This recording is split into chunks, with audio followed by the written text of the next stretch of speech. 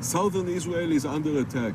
In the last 24 hours, more than 400 mortars and rockets were shot at Israeli cities and villages with deadly consequences. Hamas is deliberately targeting our civilian population, and this is something that we cannot and will not accept. The IDF would strike in a strong and deadly manner in order to make sure that the message passes across and that Hamas understands that it must stop immediately with those attacks.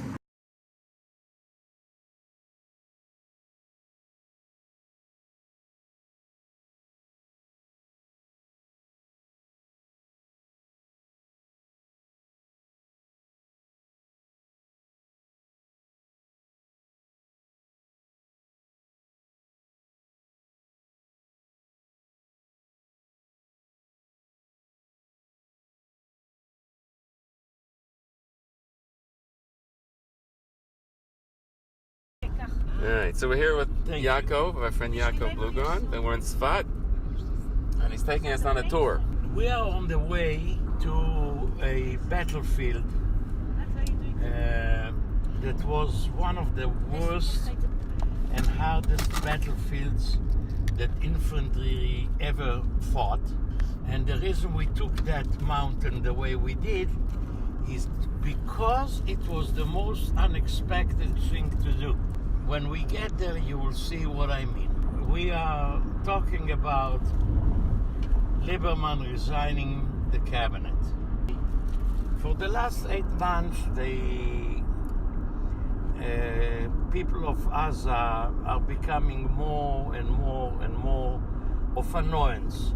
All the balloons and all of the fires that they created and the demonstrations and all the yada, which really was like a fly in an ass of an elephant. Yeah. You don't have to erase that, just for the people that listen to know that people of Golani are talking as they talk.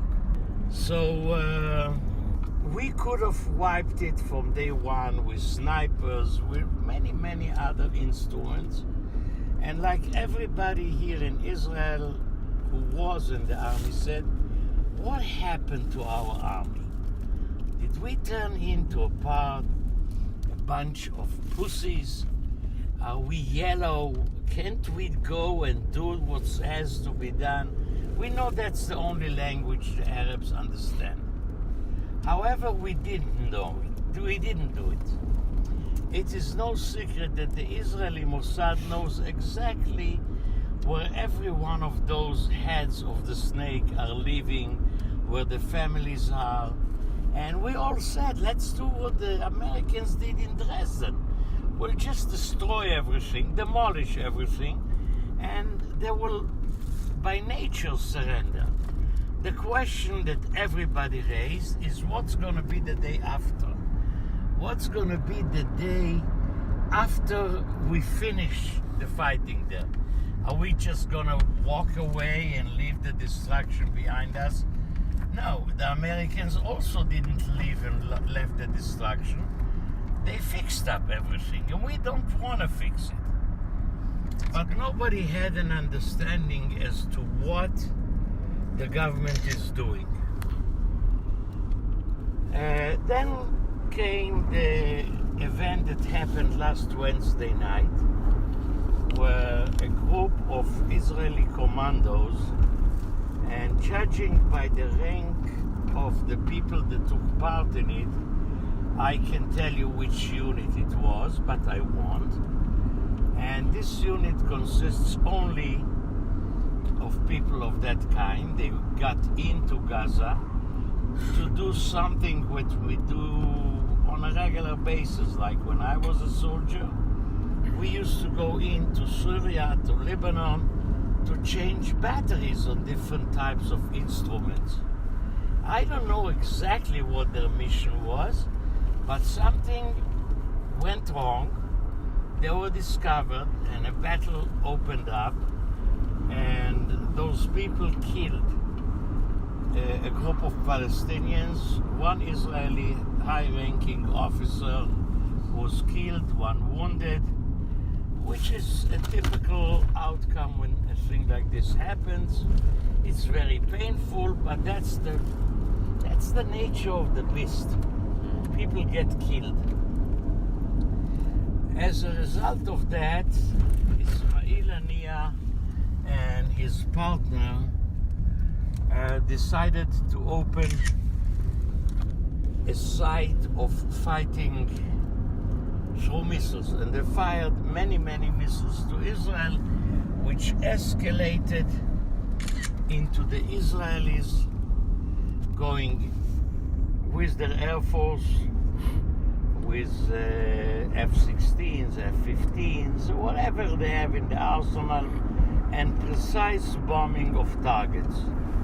The Israelis also have a routine which is called knock on the roof, where first they send a small munition to give a hit on the roof, they wait 15 minutes, and then they take the building down. And looking at the pictures, you can see in one of the movies that they had on TV that those were one-ton bombs. I don't know if you have ever seen a one-ton, but it's a big animal. It's massive. They flattened down quite a few targets, but that wasn't in order to conquer the place, just to cause damage that will in the future prevent them from doing it. And it came to a point, as according to Netanyahu on TV, they begged for a ceasefire. Unfortunately, there was a necessity to give them a ceasefire. What the necessity consisted of, I don't know.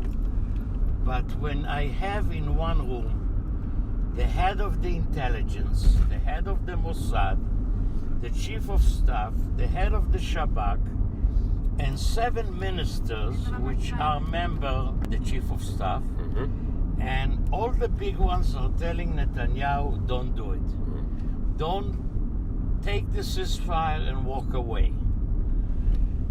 It doesn't look good to the public, because we Israelis, we don't like to walk out that people will say, look at those pussies. We just don't like it. And obviously the blood is and people like me, Yaakov Blugrond says, just let me rule the place for 24 hours and I will show them from where the fish pees, because they don't know that yet. I had a lot of advice for the people of the army. Blow this, blow that, hit here, hit there. But of course this is from the comfort of my garden, sitting and smoking my cigarette and having Turkish coffee. I wasn't in the room with all those people that I mentioned. If the cabinet made a decision, whether it was accepted by a majority or not by a majority, the Prime Minister is actually the Commander-in-Chief. And he made a decision, which he said so, is bad for my political face. It's not going to do to me any good. As a matter of fact, it might harm me. But at this time, I'm not looking for the good of anybody, but for the benefit, the greater benefit of the land of Israel and its inhabitants. And he makes a decision not to escalate the fight, but to lower down the level. Lieberman wanted to see blood. He wanted to, people say, Lieberman, he did it, he's got the balls. No, he acted like a good commander-in-chief. He calculated, and if he made a decision with his cabinet that they are going to take the ceasefire, he had some very, very undisputable reasons why. Lieberman, that his party politically has shown already, by the way, this is the Golan Heights in front of us, But all the places that are under the Golan Heights, before 1967, the Syrians were sniping straight into the house. Right from there. Here is Kfar Anasi, They up here, we down that here. people, And they they were on the mountain. You can't see the mountain now, but people of Kfar Anasi, you know, they used to kill people in their bedroom, just for the fun of it. And the farmers, Farmers were killed. It was terrible here. you'll see Now, how by the high way, it this is. road did not exist. It was a one-lane road in When you see 1967. how high it is, you'll be saying, how did the army get it all the way up? That we will see when we get there. So I am 100% behind Netanyahu. And when Netanyahu on TV said, people, please have patience. Things are developing in the area. I can't tell you what. It's not something we can tell you. But we made the right decision at the right time, taking into account the personal political cost that we're going to have from it. However, Lieberman, that his party has been just collapsing in the last few years. Remember that there's 5, 6, or 7 of his top ministers are on trial right now for theft, accepting things unrightfully, and being bribed and bribing. So he's not in a position where he's gonna be again a force in Israel. So he needed an act to show everybody, I've got it. It's like two kids in the bathroom of a school that show each other and they say, I've got it bigger than yours. You know, it's just the normal thing of doing. Yeah, that's very different than what Haaretz is saying. I'm very glad Well, you got your perspectives. Haaretz, Or even Jerusalem Post, for that matter. Jerusalem Post and Haaretz is the same owners.